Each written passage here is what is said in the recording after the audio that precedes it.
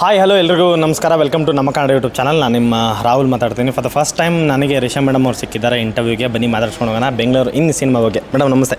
ನಮಸ್ತೆ, ಹೇಗಿದ್ದೀರಾ? ನೋಡಿ ಒಟ್ಟಿಗೆ ಹೇಳಿದ್ವಿ. ನಾನು ತುಂಬ ಚೆನ್ನಾಗಿದೆ, ನೀವು ಹೇಗಿದ್ದೀರಾ? ಮೇಡಮ್ ಎಲ್ಲ ನಿಮ್ಮ ಆಶೀರ್ವಾದ. ಅಯ್ಯೋ ದೇವರ ಆಶೀರ್ವಾದ ಅನ್ಬೇಕು. ಹಂಗಲ್ಲ ಮೇಡಮ್, ಮೈಸೂರಿಂದ ಬಂದು ನಮ್ಗೆ ದರ್ಶನ ಕೊಟ್ಟು ಇವತ್ತು ಇಂಟರ್ವ್ಯೂ ಕೊಡ್ತಾ ಇದ್ದಿರಲ್ಲ ಅಂತ.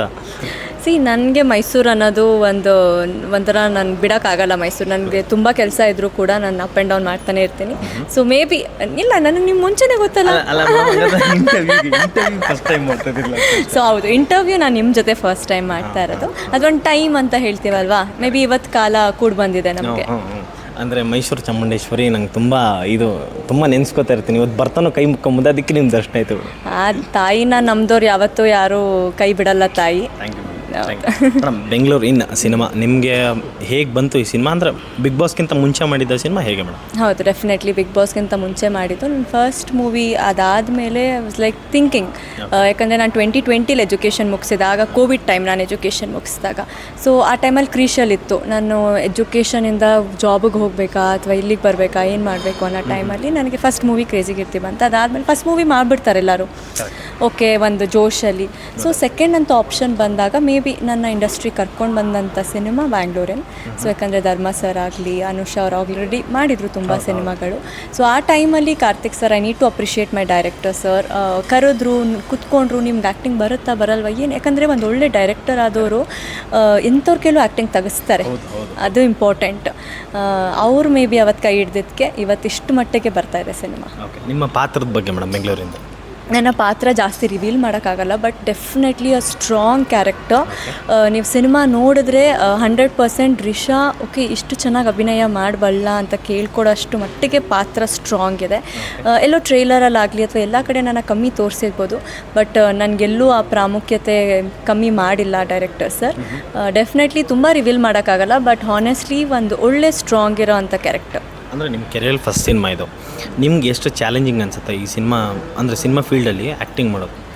ನನಗೆ ಬೇಸಿಕಲಿ ನಾನು ಥಿಯೇಟರ್ ಆರ್ಟಿಸ್ಟ್ ಆಗಿರೋದ್ರಿಂದ ಆ್ಯಕ್ಟಿಂಗ್ ಅನ್ನೋದು ಎಲ್ಲೋ ಒಂದು ಕಡೆ ಒಂದೊಂದು ಸಿನಿಮಾನು 15 ಸಿನಿಮಾ 20 ಸಿನಿಮಾ 100 ಸಿನಿಮಾ ಮಾಡಿದ್ರು. ಅಣ್ಣವ್ರು ಹೇಳ್ತಾ ಇರ್ತಾರೆ, ಇವತ್ತು ಹೊಸ ಸಿನಿಮಾ ಮಾಡಿದ್ರು ನಾವೇನೋ ಕಲಿತೀವಿ ಅನ್ನೋಂಗೆ. ಸೊ ಅಭಿನಯಕ್ಕೆ ಯಾವತ್ತೂ ಎಂಡ್ ಇಲ್ಲ. ಪ್ರತಿ ಸಿನಿಮಾ ನಾನು ಒಂದೊಂದು ಆಪ್ಷನ್, ಅಂದರೆ ಈಗ ಒಂದು ಸಿನಿಮಾದಲ್ಲಿ ಒಂಥರ ಮಾಡಿದರೆ ಇನ್ನೊಂದು ಸಿನಿಮಾದಲ್ಲಿ ಬೇರೆ ಥರ ಪಾತ್ರ ಮಾಡಿದ್ದೀನಿ. ಈ ಸಿನಿಮಾ ಅಂತ ಬಂದಾಗ ಡೆಫಿನೆಟ್ಲಿ ನನಗೆ ಸ್ವಲ್ಪ ಚಾಲೆಂಜಿಂಗ್ ಆಗಿತ್ತು. 24 hours ಶೂಟಿಂಗ್ ಎಲ್ಲ ಮಾಡಿದ್ದೀನಿ, 3 ಸತಿ 24 hours ಶೂಟಿಂಗ್ ಮಾಡಿದ್ದೀನಿ. So it is not a easy task, but cinema ಅಂತ ಬಂದಾಗ ವಿ ಆರ್ ರೆಡಿ ಅಂತ. ಮ್ಯಾಮ್, ನೀವು ಸಿನಿಮಾ ಅಂತ ಅಥವಾ ಯಾವ್ದಾದ್ರು ಒಂದು ಟಾಸ್ಕ್ ಅಂತ ತೊಗೊಂಡ್ರೆ ಟೈರ್ಡೇ ಆಗಲ್ಲ. ನಿಮ್ಮ ಈ ಬ್ಯೂಟಿ ಸೀಕ್ರೆಟ್ ಅಥವಾ ಏನಾರ ತಿನ್ನೋ ಸೀಕ್ರೆಟ್ ಏನಾರು ಹೇಳ್ತೀರಾ ಮೇಡಮ್?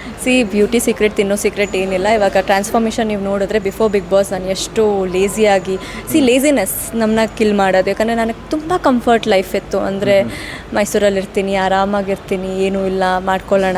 ಆಮೇಲೆ ಇನ್ನೊಂದು ಓವರ್ ಕಾನ್ಫಿಡೆನ್ಸ್, ಹೆಂಗಿದ್ರು ಸ್ಕ್ರೀನಲ್ಲಿ ಚೆನ್ನಾಗಿ ಕಾಣ್ತೀವಿ ಅನ್ನೋದು ಒಂದು ಇತ್ತು. ಬಟ್ ಡೆಫಿನೆಟ್ಲಿ ಕೆಲವು ಆರ್ಟಿಸ್ಟ್ಗೆ ಪ್ಲಸ್ ಅದು, ಸ್ಕ್ರೀನಲ್ಲಿ ಬೇರೆ ಫೇಸ್ ಇರುತ್ತೆ. ಸೊ ಆದ್ದರಿಂದ ಕೇರ್ ಮಾಡ್ತಾ ಇರಲಿಲ್ಲ. ಬಟ್ ಅಟ್ ದ ಎಂಡ್ ಹೋಗ್ತಾ ಹೋಗ್ತಾ ಹೋಗ್ತಾ ನಾನು ಬಿಗ್ ಬಾಸಿಂದ ಆಚೆ ಬಂದಮೇಲೆ ನನಗೆ ಫೀಲ್ ಆಗಿದ್ದು, I need to focus on fitness ಅಂತ ಹೇಳಿ. ಸೊ 2 monthsಲ್ಲಿ 6 kgs ಕಡಿಮೆ ಆಗಿದ್ದೀನಿ. ಬಿ ಫಿಟ್, ನಾನು ಅದೇ ಹೇಳೋದು ಎಲ್ಲರಿಗೂ, ಹೆಲ್ದಿಯಾಗಿರಿ. ನೀವೇನು ಸ್ಕಿನ್ಗೆ ಟ್ಯಾಬ್ಲೆಟ್ಸ್ ತೊಗೋಬೇಕಂತ ಏನಿಲ್ಲ, ಜಿಮ್ ಮಾಡಿ ಹೆಲ್ದಿಯಾಗಿರಿ, ನಿಮ್ಗೆ ಆಟೋಮೆಟಿಕ್ಕಾಗಿ ಗ್ಲೋ ಬರುತ್ತೆ. ಸೊ 2 ನಿಮಿಷ ಹಿಂಗೆ ಕೂತ್ಕೊಳ್ಳೋರು ಒಂದು ಅರ್ಧ ಗಂಟೆ 3 hours ಆದರೂ ನೀವು ಸ್ಟಿಫಾಗಿ ಕೂತ್ಕೊಳ್ತೀರಾ, ಯಾವ ಬ್ಯಾಕ್ ಸಪೋರ್ಟ್ ಮಾಡುತ್ತೆ because of all gym. So ನಿಮ್ಮ ಹೆಲ್ತನ್ನು ನೀವು ಮೇಂಟೈನ್ ಮಾಡ್ಕೊಬೇಕು. ಜಿಮ್ಮೆ ಅಂತ ಅಲ್ಲ, ವರ್ಕೌಟ್ ಮಾಡಿ, ವಾಕ್ ಮಾಡಿ. ನೀವು ಇಂಡಸ್ಟ್ರಿಗೆ ಬರಲಿಲ್ಲ ಅಂದರೆ ಜಿಮ್ ಇನ್ಸ್ಟ್ರಕ್ಟರ್ ಆಗ್ತಿದ್ದಾರೆ? ಇಲ್ಲ, ನಾನು ಇಂಡಸ್ಟ್ರಿಗೆ ಬಂದಿಲ್ಲ ಅಂದರೆ ಮೇ ಬಿ 2 ಆಪ್ಷನ್ ಇರ್ತಾಯಿತ್ತು. ಒಂದು ಸ್ಪೋರ್ಟ್ಸ್ ಪ್ಲೇಯರ್ ಆಗ್ತಾಯಿದ್ದೆ, ಒಳ್ಳೆ ಇಂಡಿಯಾಗೆ ಚೆನ್ನಾಗಿ ಒಲಿಂಪಿಕ್ಸಲ್ಲಿ ಆಡ್ತಾಯಿದ್ದೆ. ಅಲ್ಲೂ ಏನೋ ನನ್ನ ಅದೃಷ್ಟ ಕೈ ಹಿಡಿಯಲಿಲ್ಲ. ಬಟ್ ಸಾಕಷ್ಟು ಮೆಡಲ್ಸ್, 200 ಮೆಡಲ್ಸ್ ತೊಗೊಂಡಿದ್ದೀನಿ. ಅಂದರೆ ಟಿಲ್ ಮೈ 12th ನನ್ನ ಕಾಲೇಜ್ ಎಜುಕೇಷನ್ ಅಂತ ಹೋದರೆ, ಯಾವ ಸ್ಕೂಲಲ್ಲಿ ಹೋದರೂ ಕಾಲೇಜಲ್ಲಿ ಹೋದರೂ ನನ್ನ ಸ್ಪೋರ್ಟ್ಸ್ ಪರ್ಸನ್ ಅಂತಲೇ ರೆಕಗ್ನೈಸ್ ಮಾಡೋದು. ಆರ್ಟಿಸ್ಟ್ಗಿಂತ ಫಸ್ಟ್ ಸ್ಪೋರ್ಟ್ಸ್ ಪರ್ಸನ್ ಅಂತ ರೆಕಗ್ನೈಸ್ ಮಾಡ್ತಾರೆ. ಆಮೇಲೆ ಎಜುಕೇಷನ್ ಅಂತ ಬಂದ್ರೂ ನಾನು MBA ಮಾಡಿದ್ದೀನಿ. ಸೊ ವರ್ಕ್ ಮಾಡ್ತಾ ಇದ್ನೇನೋ ಯಾವ್ದಾದ್ರು ಅಬ್ರಾಡ್ ಕಂಟ್ರೀಲಿ. ಬಟ್ ಅದೇ ಹೇಳ್ತೀವಲ್ಲ, ಋಣ ಇತ್ತು ಇಲ್ಲಿ ಅಂತ ಹೇಳಿ. ನಮಗೊಂದಿನ ಹೋಮ್ ಟೂರ್ ಕೊಡ ಮೇಡಮ್, 200 ಮೆಡಲ್ ನಾನು ನೋಡ್ತೀನಿ. ಡೆಫಿನೆಟ್ಲಿ ಬನ್ನಿ ಡೆಫಿನೆಟ್ಲಿ. ಮ್ಯಾಮ್, ಈ ಭಗೀರಥ ಸಿನಿಮಾ ಬಂತಲ್ಲ ಮೇಡಮ್, ಈ ಭಗೀರಥ ಸಿನಿಮಾ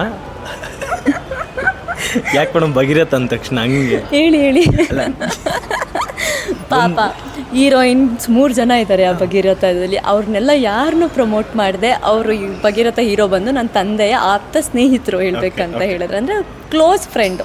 ಅವ್ರು ನನ್ನ ತಂದೆ ಹತ್ರ ಫೋನ್ ಮಾಡ್ಬಿಟ್ಟು ನಿಮ್ಮ ಮಗಳು ಕೆಲವೊಂದು ಮಾಡಿಸ್ಕೊಡಿ ನಾನು ಮಾಡಲ್ಲ ಸರ್ ಅಂತ ಹೇಳ್ಬಿಟ್ಟು. ಬಟ್ ತುಂಬ ರಿಕ್ವೆಸ್ಟ್ ಮಾಡಿದ್ರಿಂದ ನಾನು ಅಭಿನಯಕ್ಕಿಲ್ಲ ಅನ್ನಲ್ಲ, ನಾನು ಕಲಾವಿದೆ. ನಾನು ಫಸ್ಟ್ ಆಫ್ ಆಲ್ ಥಿಯೇಟರ್ ನಾನು, ಯಾಕಂದರೆ ಸ್ಟಾರ್ಸ್ ಜೊತೆ ಈಗ ನೋಡಿ ಇವತ್ತು ಮಾತಾಡ್ತಾ ಇದೆಯಾ ಒಂದೂವರೆ ವರ್ಷ ಇದೆ ಮೇಡಮ್ ಸಿನಿಮಾದು. ಅದಕ್ಕೆ ಅವ್ರ ಕೆಪಾಸಿಟಿಲಿ ಓಡಿಸ್ಕೊಂಡಿದ್ದಾರೆ ಸಿನಿಮಾ ಚೆನ್ನಾಗಿ. ಭಗೀರಥ 2 ಬೇರೆ ಬರ್ತಾ ಇದೆ. ಅದೇ ಮೇಡಮ್ ಭಗೀರಥ 2ದಲ್ಲಿ ಇದ್ದೀರಾ ಮೇಡಮ್? ಆ್ಯಕ್ಚುಲಿ ತುಂಬ ಪ್ರೆಷರ್ ಆಗ್ತಾ ಇದ್ದಾರೆ, ದಯವಿಟ್ಟು ನೀವೇ ಮಾಡಬೇಕು ಅಂತ. ಮೇಡಮ್ 3 ವರ್ಷ ಓಡುತ್ತೆ ಮೇಡಮ್. ಇಲ್ಲ, ಹಾನೆಸ್ಟ್ಲಿ 2ಗೆ ತುಂಬ ಕೇಳ್ತಾ ಇದ್ದಾರೆ. ಬಟ್ ಈಗ ಆಪ್ಷನ್ಸ್ ಬೆಟರ್ಮೆಂಟ್, ಯಾಕಂದ್ರೆ ನಾವು ಯಾವ ಸೆಲೆಕ್ಷನ್ ಮಾಡ್ಕೊತೀವೋ ಹಾಗೆ ಕತೆ ಮೇಲೆ ಹೋಗುತ್ತೆ. ಬಟ್ ಆಲ್ ದ ಬೆಸ್ಟ್ ಅವ್ರಿಗೆ. ಈ ಬೆಂಗಳೂರು ಇನ್ ಸಿನಿಮಾ ಬಗ್ಗೆ ನೀವು ಏನು ಹೇಳ್ತೀರಾ ಮ್ಯಾಮ್ ವೀಕ್ಷಕರು?